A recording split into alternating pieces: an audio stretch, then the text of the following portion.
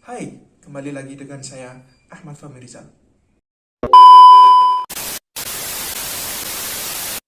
Pada video kali ini kita akan membahas tentang teknik presentasi periklanan.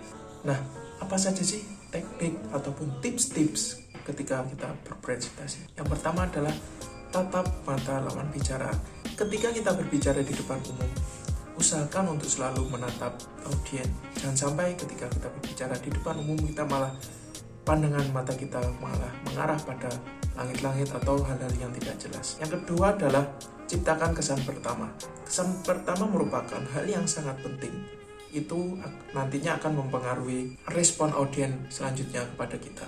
Dan yang ketiga adalah ucapan yang logis dan cerdas. Dalam hal ini ketika berbicara kita harus melatih logika berbicara kita. Nah, apa saja sih logika berbicara? Nah, beberapa hal yang dapat kita lakukan untuk melatih logika berbicara di antaranya, yang pertama adalah berikan alasan yang tepat untuk argumen. Artinya, jangan hanya berbicara, tetapi berilah argumen yang tepat. Misalnya, ketika Anda merekomendasikan suatu barang kepada orang lain, berikan argumen ataupun alasan yang tepat dan masuk akal kepada orang lain tersebut, agar supaya orang lain tersebut bisa tertarik dan membeli barang tersebut. Selanjutnya adalah hindari lompatan logika serta melebih-lebihkan. Karena lompatan logika dan melebih-lebihkan malah hanya akan membuat orang lain ataupun audiens kita menjadi gagal paham. Yang ketiga adalah konsisten dalam bersikap. Ketika kita berbicara di depan umum, kita harus bersikap konsisten dari awal acara hingga akhir acara. Jangan sampai ketika pada awal acara kita berkata A, tapi di akhir acara malah kita berkata B. Yang keempat adalah gunakan kata-kata yang sederhana. Lebih baik menggunakan kata-kata yang sederhana dan mudah dipahami audiens daripada menggunakan kata-kata yang sulit dan keren tetapi audiens malah tidak paham. Dan yang kelima adalah tetap tenang. Tetap tenang menjadi kunci keberhasilan presentasi kita. Karena kebanyakan masalah ataupun kesalahan akan muncul akibat dari sikap tidak tenang ataupun gegabah. Ketika kita berbicara di depan umum, ada kalanya kita akan mengalami yang namanya trauma berbicara. Hal ini dipengaruhi oleh berbagai hal, di antaranya rasa gugup yang berlebih, kurangnya penguasaan materi, dan lain-lain. Adapun beberapa ciri gejala trauma berbicara adalah berbicara dengan terbata-bata, suara kecil dan bergetar, gagap berlebihan, dan tidak berani menatap mata audiens. Nah, bagaimanakah cara mengatasi masalah tersebut? Yang pertama adalah dengan membuang rasa takut. Ketika kita diliputi rasa takut, maka kita akan cenderung bersikap gegabah dan kurang hati-hati ketika berbicara. Untuk itu kita harus menghilangkan rasa takut tersebut. Adapun hal-hal yang dapat dilakukan untuk menghilangkan rasa takut adalah, yang pertama adalah menganggap audiens hanya sebagai gambar ataupun patung. Dan demikian kita akan seolah-olah akan terasa berbicara sendiri dan tidak dilihat oleh orang banyak. Yang kedua adalah hindari merendahkan kapasitas diri. Kita harus bersikap profesional dan jangan merendahkan kemampuan yang kita miliki. Yang ketiga, mempelajari konten ataupun materi yang akan kita sampaikan dengan baik. Dan yang keempat adalah mengucapkan mantra. Mantra ini merupakan kata-kata yang dapat meyakinkan diri kita bahwa kita akan bisa dan kita akan bisa melampaui semua ini.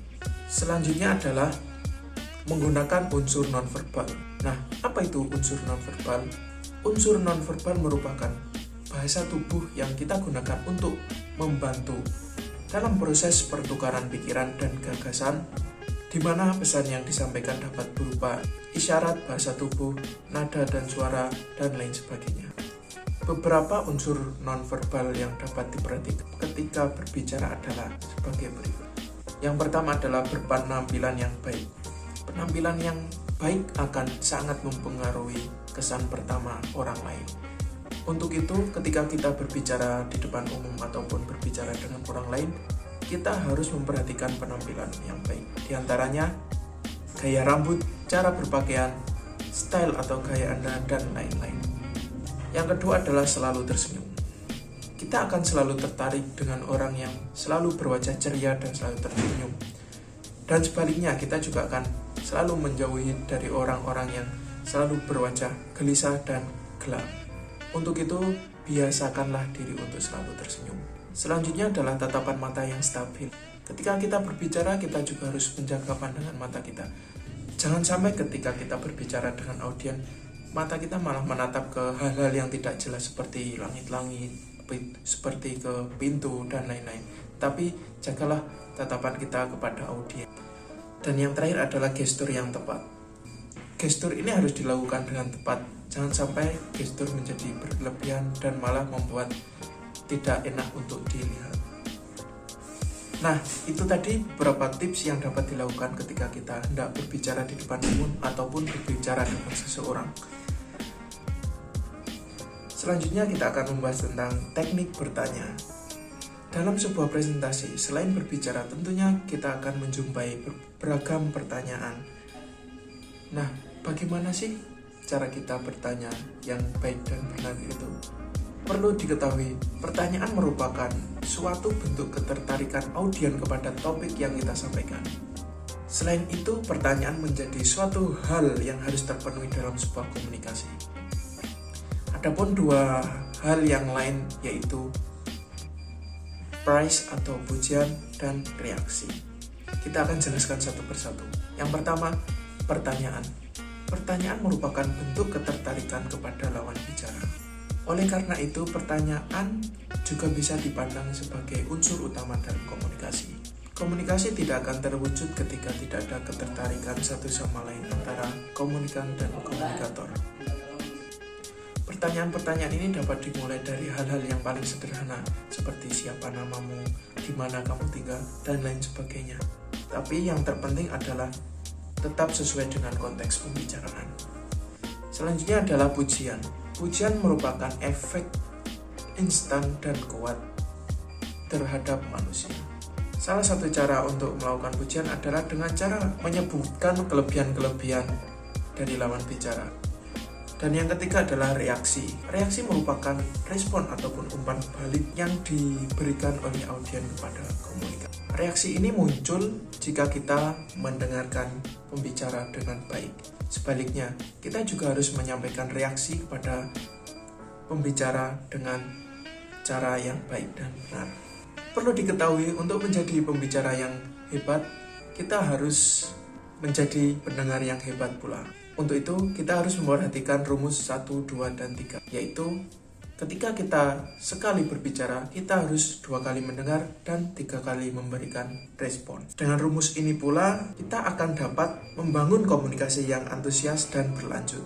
Selanjutnya, kita juga harus bisa menghidupkan suatu pesan. Setidaknya terdapat 4 strategi yang dapat kita lakukan untuk menghidupkan suatu pesan. Di antaranya, tentukan tujuan Anda. Sebelum memulai pembicaraan dengan orang lain, lebih baiknya Anda menentukan secara spesifik topik apa yang akan Anda bahas. Dengan demikian, Anda akan bisa fokus terhadap topik tersebut dan tidak melebar kemana-mana. Yang kedua adalah ketahui ABCD. Apa itu ABCD? ABCD merupakan singkatan dari Audience Based Communication, atau dengan kata lain, komunikasi berdasarkan pendengar. Dalam hal ini kita harus bisa menyesuaikan cara berbicara kita dengan audiens yang kita miliki. Contohnya ketika kita berbicara dengan anak-anak SMA, tentunya akan sangat berbeda dengan kita berbicara dengan anak-anak SD. Yang ketiga adalah batasi pesan. Jaga pesan Anda tetap sederhana dan bisa tersampaikan dengan langsung, dan hati-hati terhadap pesan yang berkembang secara. Dan yang terakhir adalah ciptakan struktur. Struktur ini nantinya akan membantu kita untuk bisa berbicara secara runtut. Dengan kita berbicara secara runtut, nantinya audiens juga akan lebih bisa memahami apa yang kita bicarakan. Selanjutnya saya akan memberikan contoh presentasi periklanan terhadap UMKM yang ada di tempat saya. UMKM yang saya angkat dalam presentasi ini adalah AM Donat. Pertama, saya akan membacakan background usahanya. Donat merupakan salah satu dessert ataupun jajanan yang sangat digemari oleh berbagai kalangan, mulai dari anak-anak, remaja, hingga dewasa. Cita rasanya yang lembut dan manis, dan juga harganya yang sangat variatif, menjadikan donat sangat digemari oleh berbagai kalangan. Di Indonesia sendiri tidak akan sulit untuk menemukan donat. mulai dari yang paling murah biasanya dijajakan di pinggir jalan hingga yang paling mahal atau bisa kita temui di berbagai mall. AM Donat merupakan salah satu UMKM yang menjual berbagai macam donat. Konsep penjualan dari AM Donat adalah dengan membuka outlet di pinggir jalan. AM Donat menyediakan berbagai macam varian topping sesuai dengan keinginannya. UMKM yang berdiri sejak tahun 2015 ini berkomitmen untuk menjual donat dengan rasa yang berkualitas namun dengan harga yang kaki lima. Adapun target audiens dari AM Donat adalah semua kalangan usia, khususnya adalah para remaja yang memiliki ketertarikan dengan jajanan yang manis. Untuk beradaptasi dalam masa pandemi ini, AM Donat juga hadir dalam berbagai platform media sosial seperti Instagram dan juga Facebook, di mana nantinya orang-orang dapat memesan donat AM dengan melalui platform media sosial tersebut. Tentunya hal tersebut dilakukan oleh AM Donat untuk meningkatkan penjualan di masa pandemi ini. Nah, mungkin itu beberapa hal yang dapat saya sampaikan terkait teknik presentasi periklanan.